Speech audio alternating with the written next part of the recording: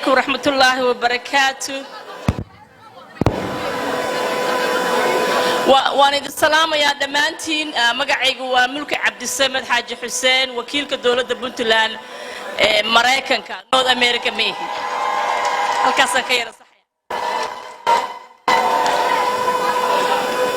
والشرف بيئيت هاي أنا جو كهلا يا أفكيجا يا أفكا دولة بنتلان يا أفكا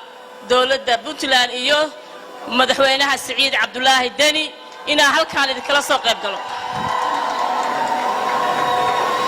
شرف بيئيت هاي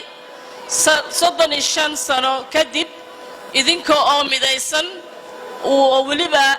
شعل دلكيني علنكيني با إنا هل كان إذنكو دبدك تشوغا ودكيني إن آدكو همبليان إنسان كونا ودا تشوغتان عاو وحن هل كان وسو استاغو كلا إنا نو همبليايو Somaliland meel walba joogto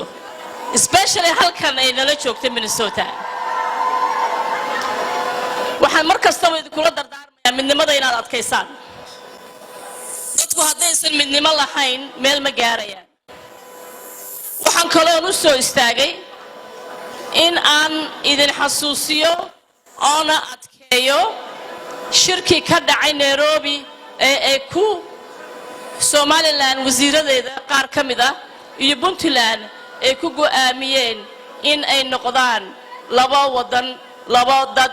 laba maaragtay daris oo iyagu noqda dad ka wada shaqeeya nabadda isku socodka ganacsiga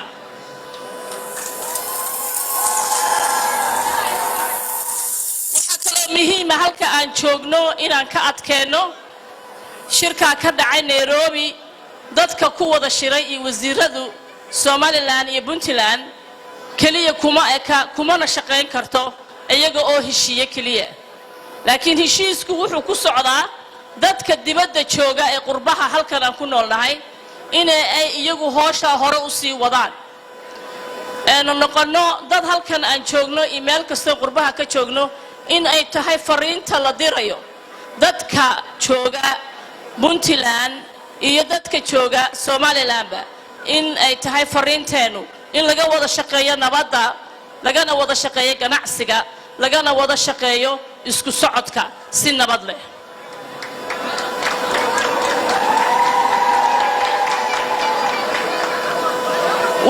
waxaan kaloo ku darayaa jidkii ceeragaabo markaan ceeragaabo soo gaarsiino waxaan rajaynaynaa idinkuna inay inta kale ku dartaan isku socodka nabadda ah iyo ganacsigu wuxuu dhiirigeliyaa bulshada wuxuuna horumariyaa meel kasto ee qof kasto oo Soomaaliya ama heer Puntland ha ahaado ama Somaliland ha ahaado in ay horumaraan waxaan idin leeyahay hambalyo mar raba inaan hadalkayda ku sii dheereeyo waxaan u mahadnaqayaa dhammaan dadka ka soo shaqeeyay xalfadan quruxda badan anoo garanaya shaqada iyo dhibka ay leedahay in dadka la isku keeno shaqadan la soo qabto dogashan quruxda badan la soo waxeeyo waxaan kala u bahadnaqayaa gudoomiyaha jaaliyada Somaliland tar waa mahadsan tahay casumaadaadii iyo walaashay qadan Muuse dhamaantiin waxaan idin leeyahay hambalyo waxaan rajaynaynaa sanadka dambe inaan soo noqono idinkoo intaan in ka badan haysta waxaan idin rajaynayaa hambalyo iyo nabad waxaan idin kaga tegayaa karti iyo kalsooni. Assalaamu calaykum.